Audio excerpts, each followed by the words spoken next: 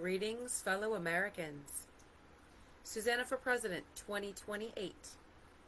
Welcome to the 2024 edition of Franklin Delano Roosevelt's Fireside Chats.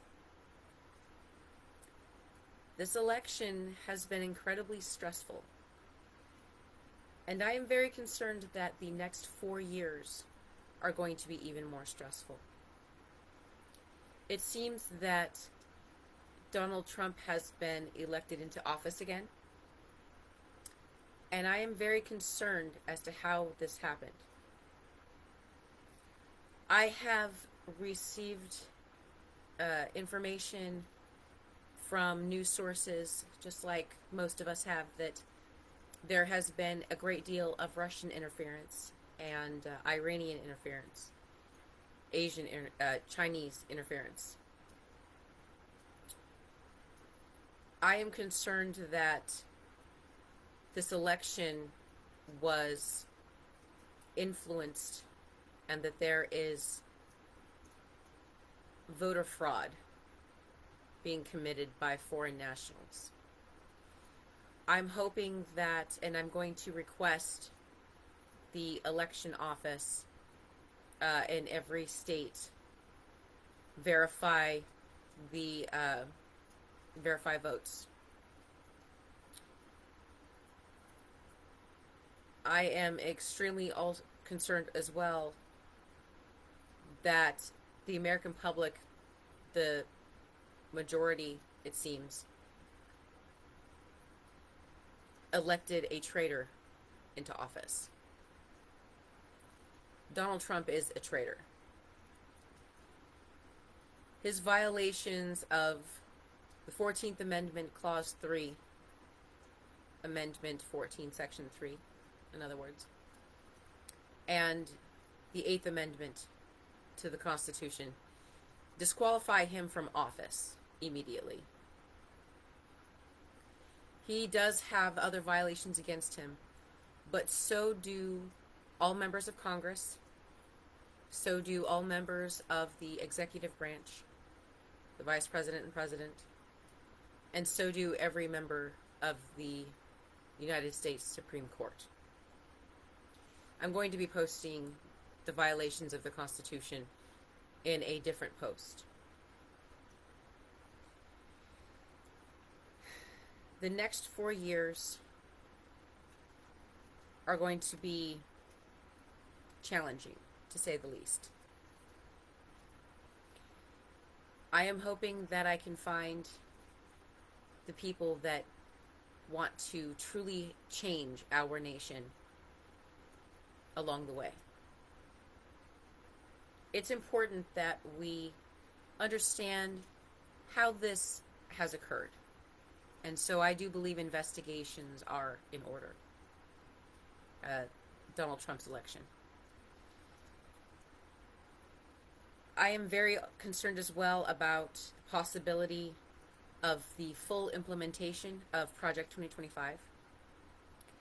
Donald Trump has already successfully implemented portions of it, and I do believe that he intends to implement the rest.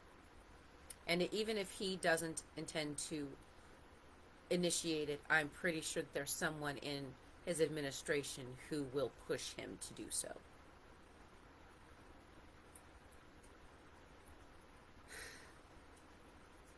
Going forward with my campaign for president,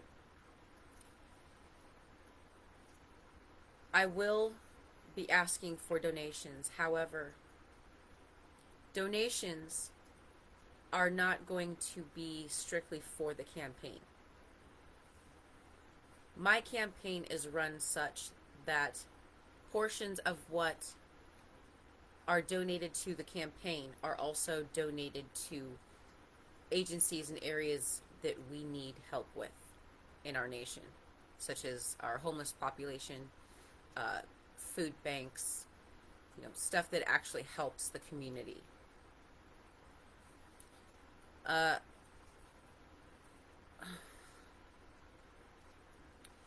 will also be asking for people to help spread the word, mostly on social media, but there may be times when uh, I may want to go out and campaign around, talk to people individually, and I have done that uh, in the last couple of years. I will be inviting certain people to a Facebook chat, a messenger chat that I created to help us communicate better about governing our nation. A place where we can act as a unit, as a government, instead of the political talk that they try to confuse us with in Washington. I really am disappointed in how things have turned out, and I know I'm not the only person. I am in Washington State, however, and Washington State's a blue state. I'd rather be in a blue state than a red state at this point. What I am still hearing about and seeing is calls for violence against people who are not Republican, who are not for the Republican side. These threats and these calls for violence need to stop all around. They're not appropriate. They do not set a good example for how our Constitution should be followed. I think that's a lot of the reason why we have so many problems. Too many members of Congress, especially our elected officials, do not follow the Constitution. They break their oath of office to honor and protect the Constitution on a regular basis. I think that the majority of us see that in some fashion or another. Unfortunately, when it comes to Congress, the entire Congress is guilty of several violations of the Constitution because the majority of the members of Congress have voted for legislation that violates our constitutional rights. Unfortunately, guilt by association is a thing here in the United States, and it sucks, but we have it. And we can't really get around it unless we make the laws to change it. Something else that I'm deeply concerned about regarding this new presidency is how Donald Trump thinks that he's going to implement the same type of system that Russia has here in the United States. I have heard a great deal about this particular aspect of his, not necessarily that he's said that he would implement it, more along the lines that it's been hinted at in conversations, and that Donald Trump idolizes Putin. There's a lot I have to say on that on a spiritual level, but that's for another time. It's very concerning that this man idolizes dictators. Dictators only have power for so long until the people rise up against them. The people always have the option to rise up against governments that threaten their well-being. And Vladimir Putin's regime does. It does threaten the livelihood of every Russian in that country.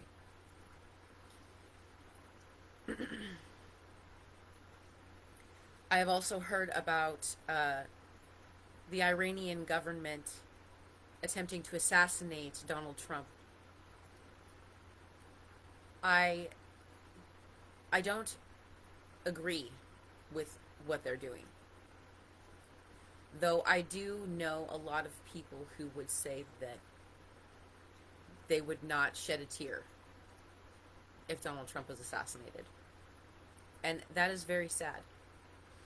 We should not be calling for violence against anyone, and we shouldn't want violence against anyone. I understand why, though. Donald Trump has angered so many people, not just in the United States, but across the world. It is regrettably understandable why so many people would be angry. I see it as well. But that does not mean that calling for violence or taking someone's life is necessary.